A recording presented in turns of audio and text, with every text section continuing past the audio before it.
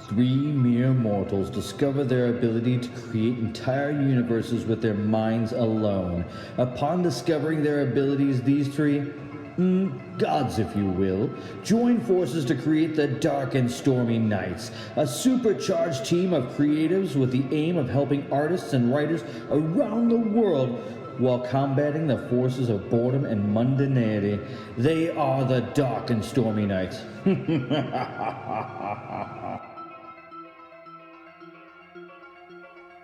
Welcome back to the Dark and Stormy Nights.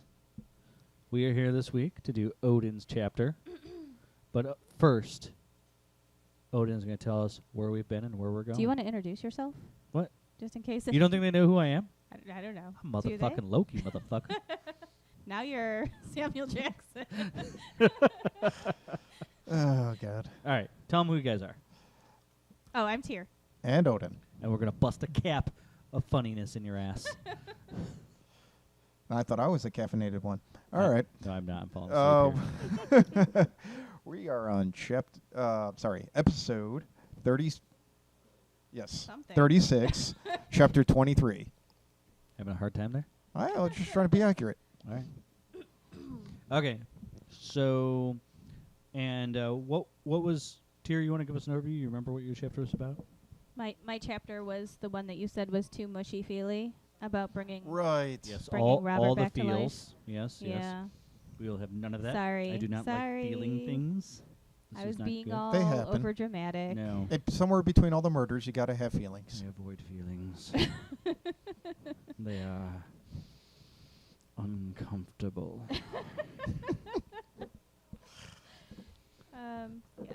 So Okay. That's where we're at. And Odin, do you want to jump in, or you just kind of you want to tell us where you're going with this? Like we're not usually sure where you're going with something, so I usually zag a little when you expect to zig. yeah, makes it difficult to do the show. Well, the problem is that difficult we to record some of difficult to these co-write. like in advance. And by the time I get around to writing them, I sometimes don't have as clear of notes as that we've Just made. before the show. Yeah, I was finishing up this chapter. Just before the show. Hey, I got 6 pages. I think it's okay. 6 pages. Yeah.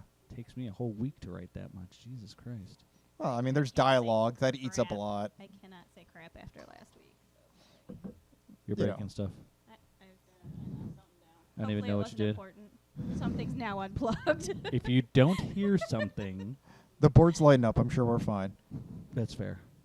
All right. Oh, I see what I did. All right. It was the vibrator. Are we still on air? Don't ask. You want me to just jump That in? has Yeah, yeah. batteries, But nice All try. right. Yeah, you can jump in. Caleb stood at the center of a quiet maelstrom. All about him, people talked in hushed tones. Underlings abandoned post, while new faces appeared. He stood there in the center of the room. Well, maybe not the very center, where the summoning circle lay, but outside said circle, staring at the living corpse of Lord Blackwell. What was he supposed to do now? Nobody dared touch him once they laid him to rest on the table. His color was drained, and he breathed shallowly, never moving a muscle. His skin was cold to the touch and covered in sweat. Most disturbingly, his eyes remained opened, unseeing. After the first 12 hours, they tried smelling salts. When that failed to work, Jennifer slapped him several times about his cheeks, to no avail. As Caleb pondered his future, an answer arrived in the form of motion. Desmond lived. Desmond rose from the table with strength and grace that belied the grogginess that he should have displayed. His head turned sharply to Jennifer, who was fidgeting with the chain that restrained the book to the podium. We have work to do. Caleb noted that his voice held the silky smugness Desmond possessed when a plan was coming together, which was certainly at odds with the events that led them here. I was just looking for a solution, Jennifer interjected nervously. There's nothing there we need, woman child. Caleb approached Desmond cautiously, unsure of his mood. What you needed then, boss? A brewery with a water wheel. Larger the kettle, the better. But first, Clear the room of the unnecessary humans. As Caleb stood looking at Desmond, he saw that his iris was as black as his pupils. Granted, they were in a sewer, so the lighting couldn't be trusted, but it still made him withdraw a step. Both Caleb and Jennifer responded in unison with, "What do you mean, and unnecessary humans?" before exchanging a glance and turning the questioning glare back at Desmond. Desmond took a breath as if gathering patience and spake. "I need time to take what I understand and render it into something that can work in your world. I mercifully offered for you to remove all but yourselves from my presence before I extinguish them." "Right," Caleb drawled slowly while backing away from Desmond to gather the straggling minions while Jennifer froze at the podium with wide eyes. Desmond glided across the floor to the far side of the room, where he kept a bed behind a screen. He passed the bookshelves and went to the chalkboard.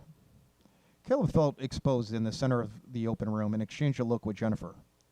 His attention was quickly pulled away as the sound of Beethoven's manic third movement of Moonlight Sonata bounced off the tiled, arched walls, seemingly coming from everywhere and nowhere at once.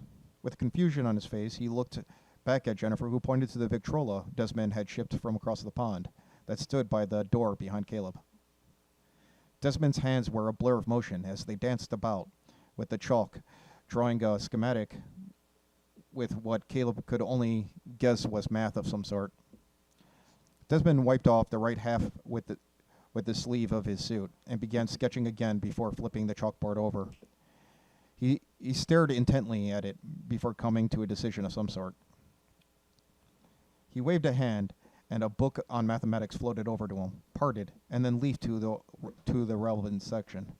Desmond pulled both of his legs up into a seated position without losing altitude, and began summoning other books from the shelves. He waved another hand, and the record behind him changed to Rachmaninoff's Prelude in C-sharp minor. Books began to flutter about in wide figure eights as he transcribed the relevant meanings. Soon his pace increased manically as a laughter erupted from him. The needle screeched as he violently flung the last record with a thought against the wall and replaced it with Griegs, I don't know how to pronounce that, in the Hall of the Mountain King. Faster and faster his pace became as he flipped the chalkboard to the original side and erased everything and began anew, his laughter unceasing. Turning abruptly, Desmond looked to Caleb. "Gather the mortals. We must stop at the modern science exhibit at the Museum of Natural Philosophy before we relocate to the brewery. I trust you know a brewery that will suit my needs," he said, more as a statement than a question. Caleb looked to Jennifer, who still hadn't moved from behind the book, and used her lack of initiative to exit the room, where he found the bulk of the minions gathered pretending not to listen in.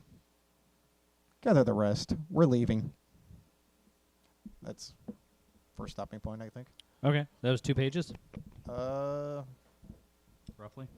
yeah, page and 3/4. Okay.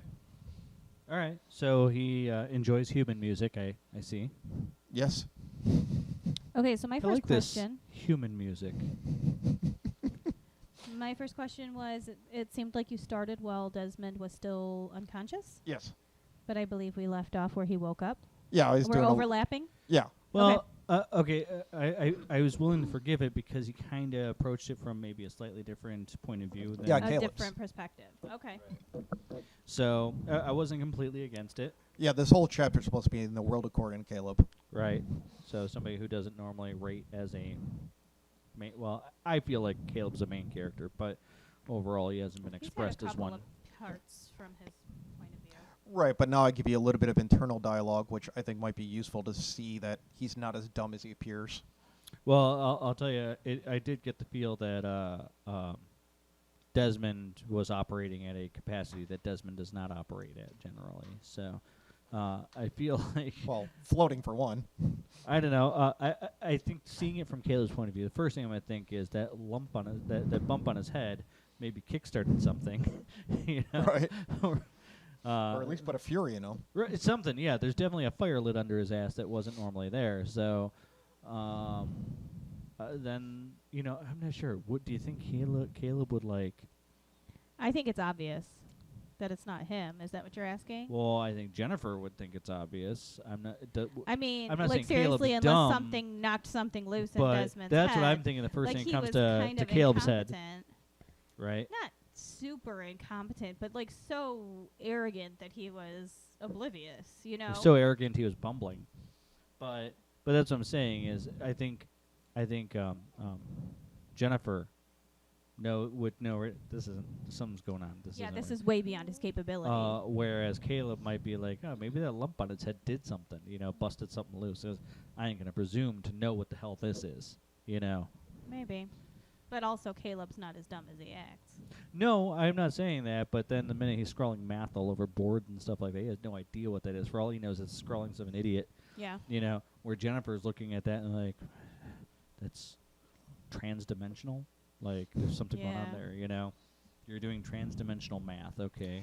Yeah, you get a lot of expressions from Jennifer, but it's hard to know what she's thinking because it's all coming from Caleb. Right, so from Caleb's point of view, I think it's acceptable that maybe he doesn't get that this is more than just a wallop on the head knocking a screw loose, As long as he's questioning it, He seems to be, doesn't he?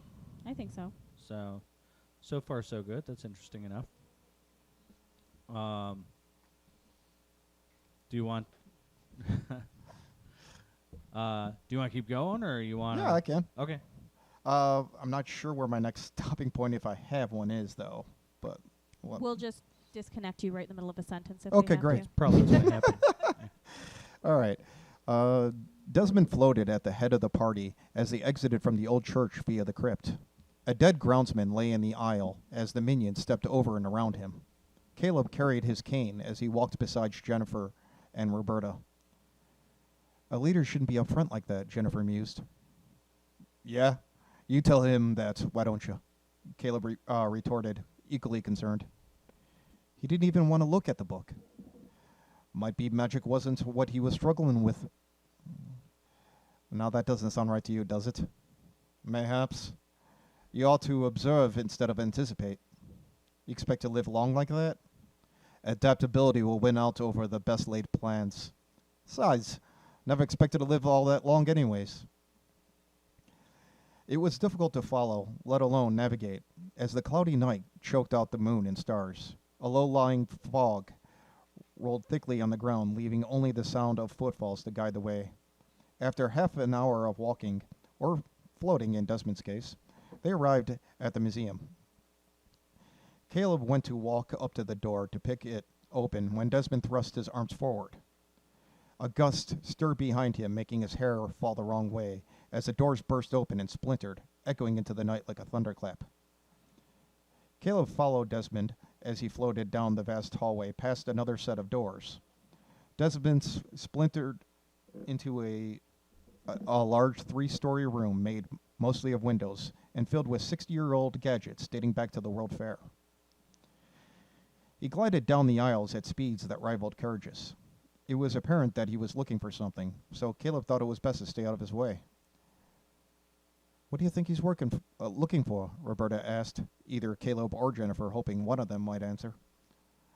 Don't know, don't care, Caleb said as quietly as his bassy voice permitted.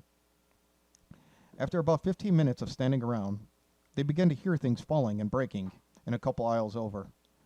Desmond came sailing back into view, with 7 Tesla coils floating behind him, dragging a length of wire and some metal box that bashed into the displays. Not going to fit through the door, I'm afraid, so you will have to meet me outside, Desmond said loudly to the group as he directed the equipment to crash through the massive floor-to-ceiling windows. Discretion, apparently, wasn't a high priority. Caleb hopped over the short wall, carefully avoiding the broken glass, to walk up to Desmond. This is the part where I lead, I presume? You are always smarter than I acknowledged. That didn't feel like a left-handed compliment. That felt like recognition. If he knows I have another agenda, I'm as good as dead. What did he mean by that? Caleb mastered himself and continued walking towards the Durham distillery. It stung a little that Desmond had supposed he was enough of a drunk to know the location of a suitable distillery. The truth of it Was his contacts in the black market, or what gave him such a command of the landscape?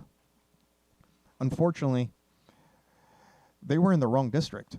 Had Caleb been assigned to arrange this mission, he would have a series of carts lined up instead of walking down the street with a floating man and random mechanical doodads. Even at this late hour, it was only a matter of time before a constable got involved. Of course, they'd have them outnumbered, but this just wasn't how you conducted business. Oddly, they met no one on their route to the distillery. The city seemed strangely vacant. Caleb began to wonder if perhaps Desmond wove the fog. Arriving at the Durham distillery, without incident, Caleb paused with his hands on his hips to gaze at the light coming from the second-floor window. The building was a large wooden barn-like structure with peeling white paint. There was no telling how many people occupied the building at this hour. Desmond pointed a finger at the large double doors that served as the employee entrance, and though they were barred, they exploded in spectacular fashion nonetheless. Have the mortals wait outside. It wouldn't do for them to expire before their time. Desmond spoke over his shoulder as he floated in. Caleb held up his hand to signal a stop as he peered around the doorframe. Though late an hour, a few workers still occupied the building and began to point and yell at the intruder. Desmond waved a hand stiffly, and one of the workers crashed loudly against a wooden beam. He then twirled his right hand as a length of rope began to wind about the man tightly, stretching the skin of his face, making his eyes wide. Blood began to flow as the rope bit into the soft flesh of the man's brow. I don't know why I said it like that. Bruh. Yelling like a man who finds himself at the gates of hell, a length of rope wrapped around his open mouth as the man gagged and then sobbed. Another employee in overalls and a flat cap made for the entrance, only to have Caleb point a gun at him. We want them alive, for now at least, Desmond said in a bemused fashion. He sent a pitchfork to hover threateningly at a man he backed into a corner, and then bound him to another pole in the same fashion as the first. Check upstairs, man-child. Caleb looked at Jennifer, who merely shrugged before obeying the order. Walking past the man Desmond dragged with his mind, and the two bound men, he ascended the wooden staircase to a box-like office that overlooked the shop floor. Caleb knocked on the door with his gun. Come on now. It'd only be worse if you keep pretending you're in control of shite. Without waiting for a response, he kicked the door near the lock and splintered the frame in the process. His momentum carried him forward, so his head was bowed in line with the shotgun the manager had pointed at his head. Caleb quickly dropped his right shoulder as the shotgun fired, where his head previously was. He spun to his right and hit the man at the back of his head with his revolver, who promptly fell on his desk. Caleb pointed the gun at the back of the man's head as he pulled on his collar with his left hand to make him stand. The manager continued to play possum, so Caleb rapped him with a gun on the side of the head. Wake up. I ain't got time for your nonsense. What do you want with me? For starters, shut up. Next, get walking. Caleb walked him down the stairs, noting Roberta peeking in as Jennifer approached Desmond. Is there anything I can help with, Desmond? Jennifer inquired. Have the men patrol the perimeter. It would not do to be interrupted at this stage. Make sure they remain unseen to the workers when they arrive in the morning. We are staying till the open? Sounds risky, Blackwell. Obey me or leave before I choose to kill you, Desmond said matter-of-factly, as he turned his head and floated off to the back of the building. The three bound employees dropped to the ground as the rope slackened, only to find themselves bound violently once again and floated after him. Caleb followed, dragging the manager with him, as he was unsure what they were doing here. The manager weakly struggled as Caleb marched him back to the large copper kettles. The building was larger here, maybe 4 stories, to accommodate 6 large brewing kettles. Desmond floated above one of the larger kettles near the generator and began to place the large copper spires they liberated from the museum. The bundles separated in the air and placed themselves evenly around the kettle. The wires that dangled from them moved like agitated snakes as they wove into a braid and wired themselves to the generator. A large switch flew up on the generator and elicited sparks. A hum rose as Caleb's hair began to rise and smell like a thunderstorm filled the room. Maybe stop here? Sure, if you want. Do you have a lot left? You know, another page and a half. Okay. Well, we're actually at 20 minutes. It's a good breaking point. Yeah. So why don't we come back in a little bit and we'll discuss what you just put out. All right. Good. Dear listener, we accept that we had to sacrifice the whole Saturday for your entertainment, but we think you'd be crazy to miss an episode of The Dark and Stormy Nights. The world sees writers as they want to see them, in the simplest terms and the most convenient definitions. But what we found out is that each of us is a brain And a dreamer. And a creator.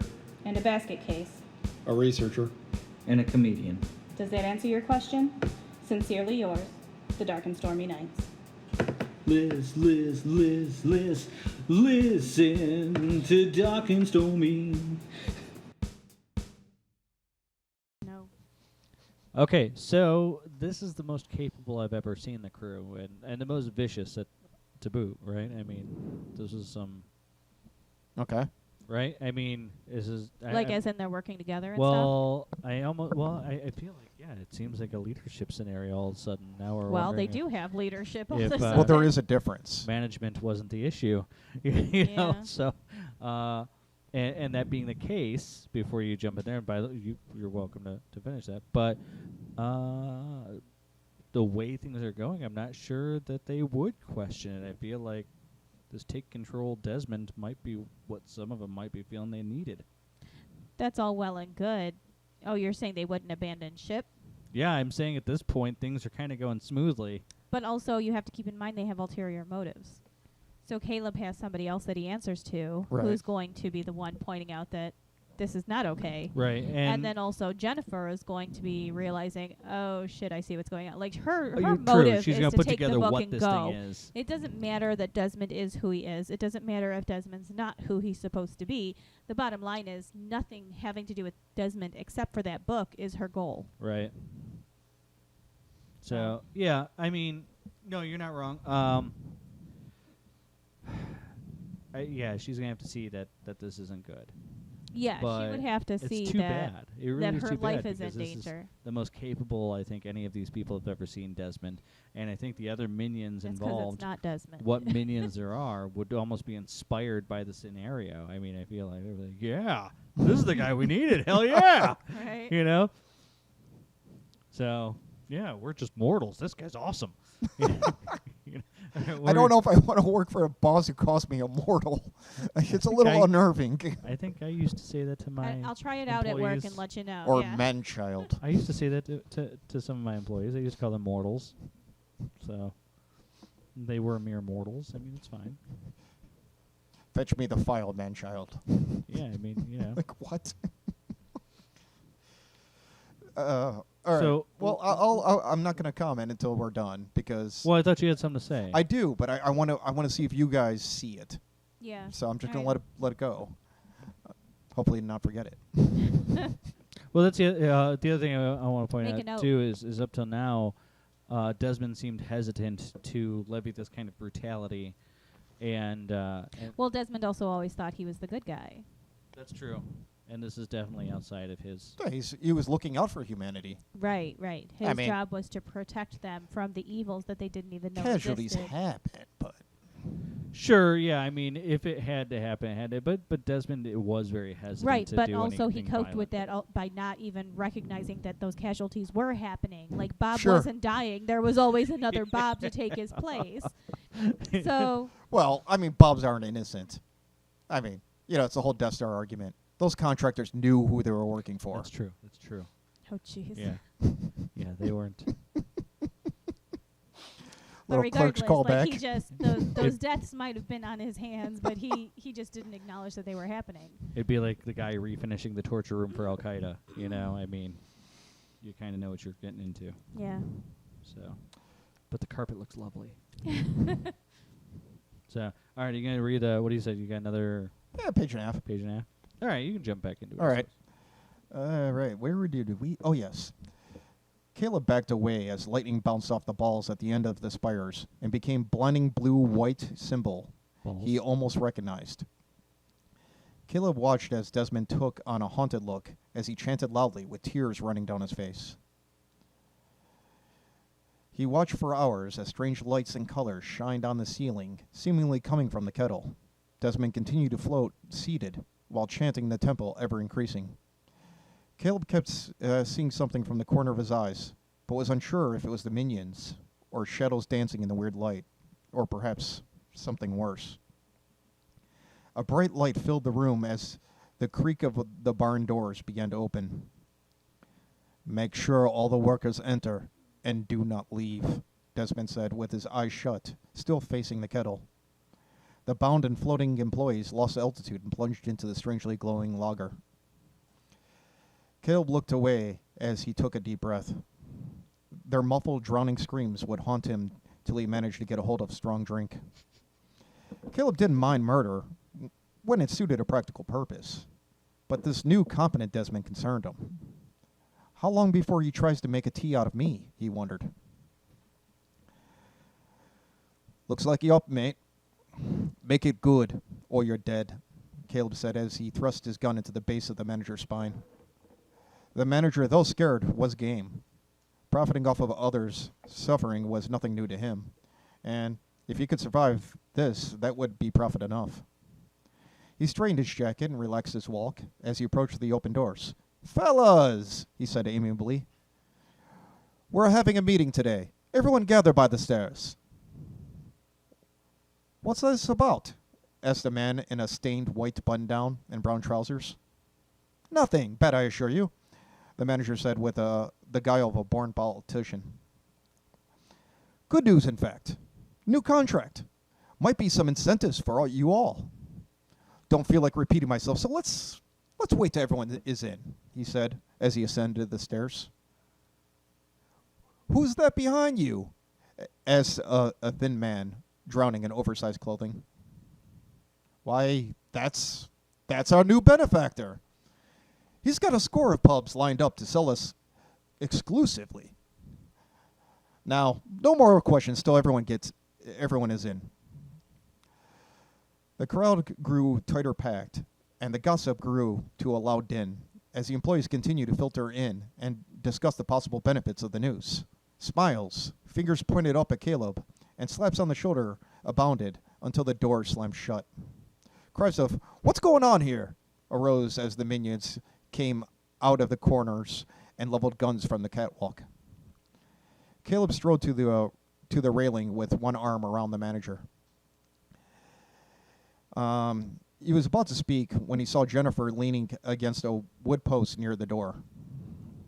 He looked to her to see if she knew what came next, but merely shrugged. "I, as it were, am not your benefactor. He's waiting in the back. Wants to observe the brewing process and all. What say we go back there and see if we can lend a hand, eh?" "Now," Caleb said, withdrawing the hand that was around the manager and revealing his pistol. Though outnumbered, they had them outgunned. The minions advanced, pushing the workers back as they slowly made their way to Desmond. Desmond telekinetically snatched one of the workers and thrust him into the kettle while laughing manically. The workers, seeing the strange sight of a floating man and indoor lightning, began to riot.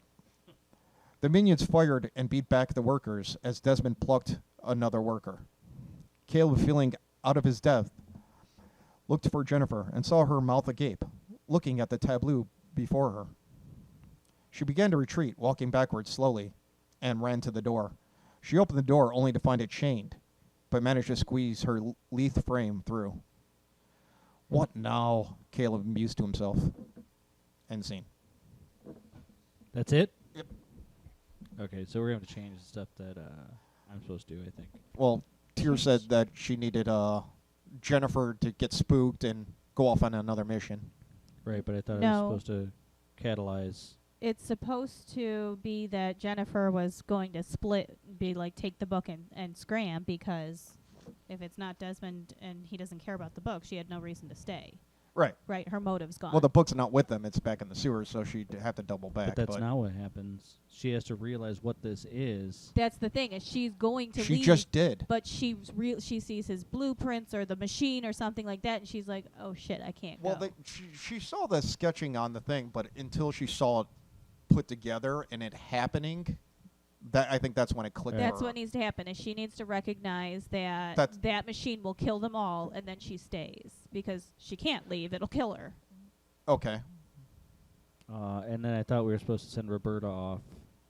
Well, yeah, I figured that would be the next chapter as far because He does this every because time. here's the thing, he's taking in all these souls, but to transfer that energy and to use it, he I needs a thought the conduit. machine was supposed to yank souls out of everybody in a certain perimeter. Yeah, well, yeah. Well, it's supposed not to fully up drain yet. He still needs a London. lantern. No, the lantern No, the isn't for lantern him. was to destroy Desmond. The lantern is to pull the beast out of Desmond. Oh, okay. I thought it was part of the. Oh, whatever. Yeah, no, he was Okay, supposed so to. I'm kind of confused. The machine is working but not at full power? I wasn't really sure how you guys wanted to proceed with it, so I I- just kind of left it I'm open-ended. not sure I understood that the machine was done. It seemed like they went in there, beat up a bunch of workers, and They Right, put that's what I was up trying to figure out what 7 the workers Tesla were for. coils around a cauldron, and it's all electrified. He's doing some spell over it, so it seems quasi-functional, if not fully. If I- it's I don't fully know. functional, then I feel like Jennifer's figuring this out too late. Why would it not kill her and Caleb and everybody who's in the room? right. Maybe it needs a build-up speed. How fast does she have to disable this machine then? Well, I mean, it's only going to grow more powerful with every soul, so.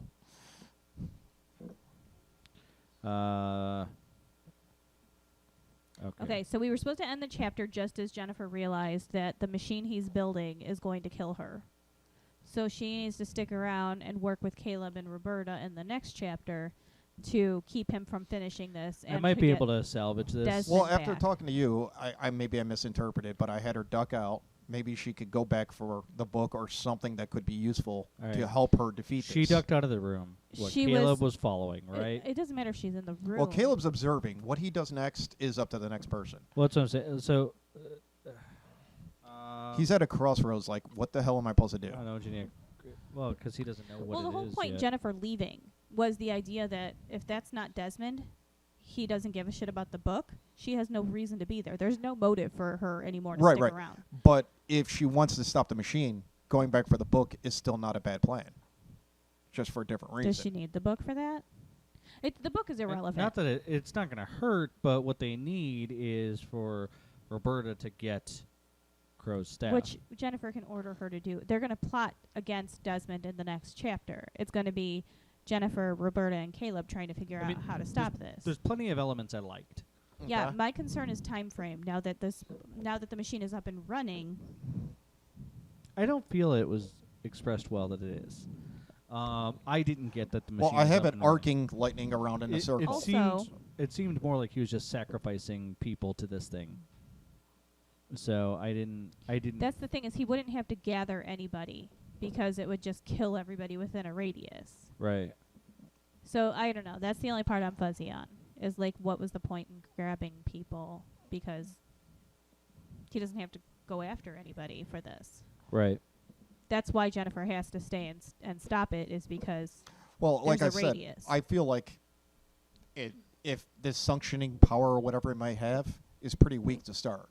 It's going to grow with more souls until it becomes like a All right, black hole so of spiritual energy. What if we do? We can minimally retool this thing Okay. to where what you have is a test fire, maybe. You know, and he needs more power or something like that. okay, you could do that, and then maybe have Jennifer see when it sucks the souls out of those people. Oh shit, I gotta stay. You Right. know, Oh, it only does mortals. We're mortals, you idiot. Like maybe she's talking to Caleb. right? Well, it's true. I have not yet fed it any fey creatures, which Right. would really kickstart it. Yeah. So maybe that's it. It's like, this is his test run.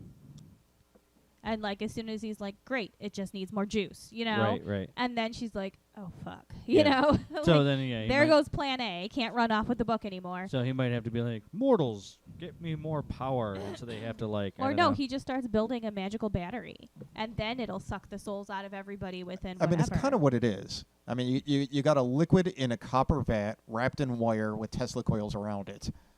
It kind of is a That'd battery. be funny. So what he needs is a sodium base, right? A sodium acid base. You know what is a good sodium acid? Blood. Like, you know, Okay, maybe he doesn't need them all alive then. a blood battery. I don't know. I'm riffing here. Okay. Feel free. You're next. Oh, there we go. I'm back. I thought I was going to pick it up after Roberta got back with the staff. No, Roberta hasn't even been. We were. Yeah, no one's ordered that yet. Right. No, I thought that No, was supposed you to be have- ordered already. No, you have that chapter. Odin's chapter was supposed to end as soon as Jennifer realized that they had to do anything. So your chapter is supposed to be Caleb, Jennifer, and Roberta start conspiring against Desmond. Jennifer is doing research. Caleb talks to the man in the shadows, and Jennifer sends Roberta on a mission to get Crow's staff. All that stuff's supposed to happen in my chapter? Yes. That seems like a lot. Really? I don't know. I don't know. But now you have Well- to add in the fact that that was a test run. Build what you can, and if you feel a natural stop comes before Can all those you- objectives are Can met, you pick then up the Jennifer? Can you read the Jennifer realization at the end of your chapter Sure. again? Just the part where she realizes what he's doing. I mean, it's subtle because it's from Caleb's point of view, Right. but It would sure. have made more sense to have your chapter from Jennifer's point of view now that I realize. 'Cause I don't think Caleb would pick it up. But go ahead. Okay, one moment.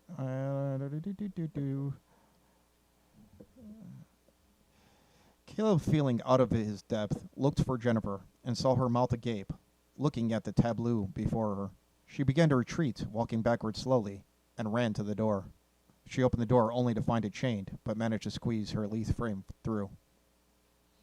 Okay, so she realized what it is and she takes off. Yeah, it's just like, oh shit. Okay, so maybe her default would be to go get the book, right?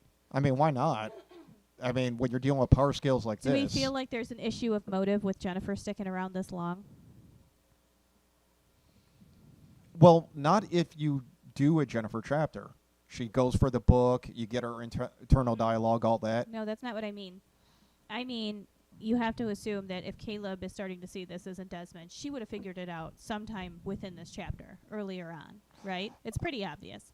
I was Yeah. filling them with doubt, but I before wasn't. we got halfway through it. Right. You feel? So, Okay. okay, that's the thing. Is that was the whole reason we said Jennifer would be bugging out, is because she has no motive to stay.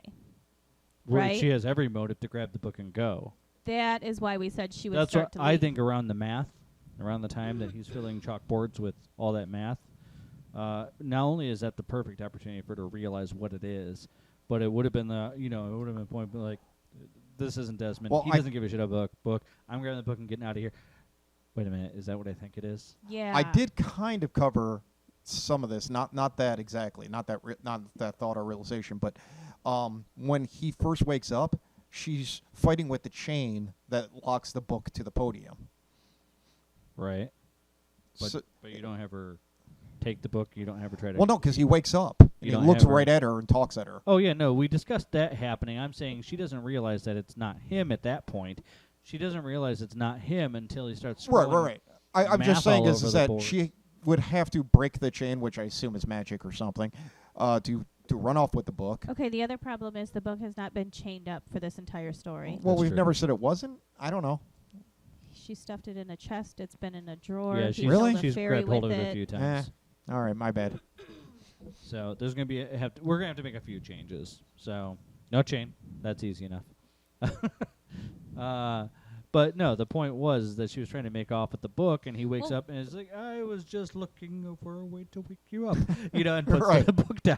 Yeah, it doesn't really matter. The only thing was that we just felt there was no motive for Jennifer to stay, as long as she was like, "That ain't Desmond. He don't give a fuck about the book. I'm out." When Like, we You were know what? discussing this chapter in advance, like we were talking about like planning this out, I had the exact same argument though.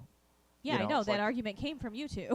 I don't know how to answer or defend it because I kind of feel the same thing. First opportunity Jennifer can, she's going to run off. She would have zipped off. That was our point. Yes, the whole. She went to grab the book and was stopped dead by him waking Well, yeah, up. I got that in there. Yes, that's fine. But I'm just saying that as soon as he's distracted with building the machine, she would have been like, "Okay, sneaking off now." All right. The only thing is that we said. But the only doors thing are locked. I mean, you have her check it beforehand and You find that did out. that. Huh? You did that. You can undo it. like locking them in. Yeah, Would they 'cause- not be worried about the fact that they're locked in? No, the workers, they're all locked in. All right. I'll tell you what. Let's go to building's break. locked. We'll come back and we'll fix this All right. and smooth set out the me up. next chapter? Yeah, and set me up for the next chapter. So, Okay. all right, we'll be right back. Our merchandise brings all the boys to the yard. Go see why on our website at thedarkandstormynights.home.blog. Okay, so we'll have to change a couple things, but no, I agree. Jennifer, I think that at the point where she sees the math being scrawled all over the boards and everything like that is where she's like, this isn't Desmond, and I don't give a fuck. And she goes to grab the book, and she might be halfway out the door when she realizes what she was looking at. See, it's not Right. really spelled out because, again, it's from Caleb's point of view, but I do have her kind of like shocked and not moving behind the book, just taking it all in. Every time Caleb looks over at her, you know, she's not reacting. She's just. But not only is she not a dumbass, but she is also more capable than almost everybody here. Right. But I'm saying So I'm not sure she'd if be you all do that an internal shocked. dialogue of her, maybe in some other chapter or something, like when she goes to get the book or whatever, that might explain some I of think this. all she's 'cause- doing at this point is trying to determine if it's safe for her to grab the book and get out. Here's the thing: is really we could fix this by having one or two minor attempts from Caleb's view, where Jennifer is about to sneak off with the book, and there's something that stops her.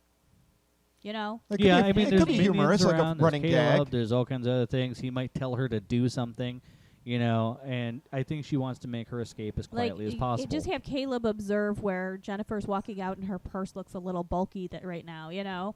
And, like, they're like, hey, where you going? And she's like, oh, just was about to. Nope, I need you to do this, you know? Right. Like, just thwart her a couple of times. And that, I think, would fix the plot hole, But right? does it take that long even? Like, I really feel like that there is a journey from realizing Desmond.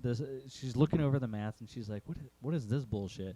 Transdimensional math? He doesn't know this. You know, this is well beyond his ken. I'm grabbing the book and getting out of here." And she's walking in transdimensional. And then she starts to go over the equation and. Right. Maybe have her Oh, with the book in her hand, shit. and she's like walking past, and then she stops, and she's like looking at the Yeah, board. maybe back on her Takes way back another past step, it again. Takes Yeah. another step. It could be stops, kind of funny. turns She and just looks at walks the board. backwards, puts the book back down. Yeah. Fuck. Moonwalks back to the podium. Sticks it. I think that's a little out of character. That'd be hilarious because I could just see Caleb with one arched brow, like, "What are you doing?" Grabs her crotch, throws a hand in the air. Ow. Probably not. No. No. Okay. It was worth a try. What'll be before it's time? Maybe, but you're assuming that Michael Jackson invented that, and we happen to know it was Jennifer. That's fair. Much So- like the Post-its were Carrot and Philip. Oh God. Little do you know how your world Right? came to be. So yeah, no, I think that's that right there, right when he's doing all this fucking, these equations to, make So his you're death saying machine. don't end the chapter with Jennifer's realization, but have her realize about halfway through the chapter? Yeah, and then she needs a moment to where she can get Caleb and Roberta out of his earshot. So she'd be like, this ain't him. That thing he's making is going to Okay, kill us so all. She could Okay. still duck out at the end, but yeah, maybe. She needs to doesn't get the need three of to. them She no longer needs to duck out at the to end. where Desmond, Linda, isn't going to fucking kill her. What needed Becau- to be there about her taking off was the intention to leave, because that wasn't Desmond. The second she realizes what he's building, she no longer needs or has the motive to leave. And while she Right, but I think that she still want the book. I mean, not leave the group, but leave of this course building. she wants the book, but this isn't the time or the place now. So he's saying the book isn't there, so it's not like she can put it back. It's not in the brewery, but she Right. recognizes it when he's doing the chalkboard equations back in the hideout. So you're saying before he ever starts building the... Right. She realized it then. But Caleb and everybody is still obeying him in the brewery then? I think the cult does whatever. So Oh, you're yeah. The saying minions are Jennifer just gonna- doesn't get a chance to tell Caleb and everybody else? I think that maybe, I don't know, maybe it would work out to try a few times and have her attempt to Okay. warn them Subtly, and Caleb just not picking it so, up. Like, what? you mortal, come do this. You know, every time she tries to like, and then finally she gets her chance at the end of the chapter So to let's be like, so the mathematics and everything you're talking about, that was back in the catacombs or whatever. Right. Malaria. Yeah, Okay. she may have the book So with I her. at say the we point do she- that. We add in a little, like, Caleb observing Jennifer behaving strangely. She's got the book in her arms, and she goes to walk past and stops and turns slowly and looks at this and, like, shakes her head, goes to take a step. Ah, shit. Turns back and re-looks Right. at him. Well, and I think some And of then it, she goes and puts the book back in a huff or whatever. and whether we want to believe it or not, I think some of it may, because Jennifer could flee London, but who knows how big this thing will grow. The fact of the matter is, I think she cares a little bit about I don't. Caleb and Roberta. I don't. No. I think she's like Star-Lord. She's one of the assholes who live in this universe. Maybe, I don't know. She doesn't care about anybody. Man, Herself? you just hate on her.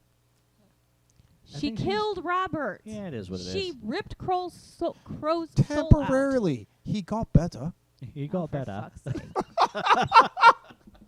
Just a scratch. It's a flesh wound. All of the Come back flesh. here, I'll bite your legs off. All of my flesh. No. And then also no. But no, she's not a good person. I'm I not feel saying like she's a good person, she's but bad more people can evil care than- about people. She's more evil than Desmond. At least he has like the traumatized childhood, you know, that Right. I Well, don't we know. don't know what her zest for power is. Is it purely selfish? Is it I think she part trying of to it overcome is- weakness and is, things that happen to her? Who knows? I think that part of it is just a narcissistic selfishness, and I think that part of it is I her think she's a survivor. survivor, and also I think that she is Ding. headed up to her ruffled Ding, collar ding, with the ding. fucking misogyny in the world. Does that make her so bad? No. So one of the things I was destroy the hoping, patriarchy. I hope I sold. She's a little extreme with it. It happens. It happens. I'm with the sister though. I got it. I guess so.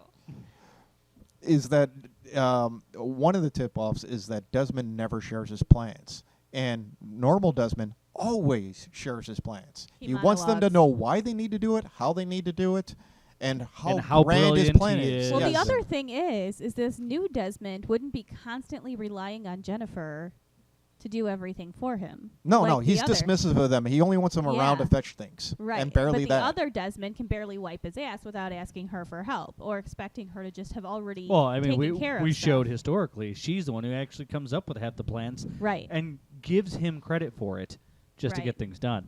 Where this guy didn't even ask her opinion, didn't. That's kind of why she's just standing there like, what is happening? just Right. is making things happen, which would be refreshing, I think, to a normal evil minion.